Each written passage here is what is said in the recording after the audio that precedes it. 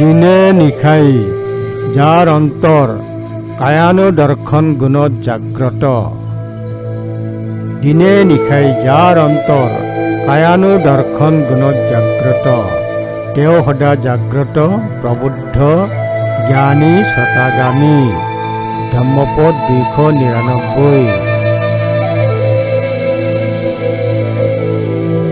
যিসকল সাধু পুৰুষৰ অন্তৰ দিনে ৰাতিয়ে অকল বুদ্ধ ধম্ম আৰু সংঘ গুণানুস্মৃতিৰে ভৰপূৰ হৈ থাকে আৰু নিজৰ প্ৰকৃত হাৰ চালেৰে গঠিত কায়াত দৰ্শন কৰি থাকে, সেই গৌতমৰ শ্ৰাৱকসকলে সৰ্বদাই সুপ্ৰবুদ্ধ ৰূপে জাগ্ৰত থাকে।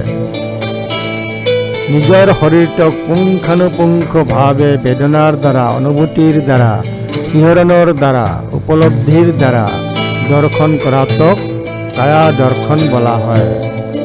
এই শৰীৰটো আচলতে লেতেৰা, দুৰ্গন্ধ, অনিত্য, অপবিত্ৰ, দুখময়, ৰোগৰ আবাসভূমি, জীৰ্ণময়, ধ্বংসশীল। যাৰ অন্তৰ বুদ্ধ ধম্ম আৰু সংঘ গুণেৰে পৰিপূৰ্ণ আৰু সদায় কায়া দৰ্শন কৰি থাকে, সত্য দৰ্শন কৰি থাকে, তেওঁ সদায় শান্তিৰে ব্ৰহ্মবিহাৰ কৰি থাকে। ধম্মপদ 299।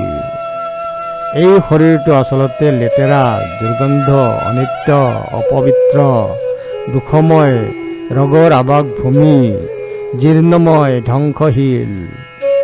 যাৰ অন্তৰ বুদ্ধ ধম্ম আৰু সংঘ গুণেৰে পৰিপূৰ্ণ আৰু সদায় কায়া দৰ্শন কৰি থাকে, তেওঁ সদায় শান্তিৰে ব্ৰহ্মবিহাৰ কৰি থাকে।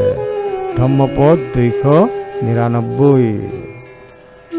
চুপ্প বুদ্ধং প্ৰবুঝন্তি সদা গৌতম শাৱকা য়সং দিবাচৰত্ত স নিচ্ছং কায়গতা সতী।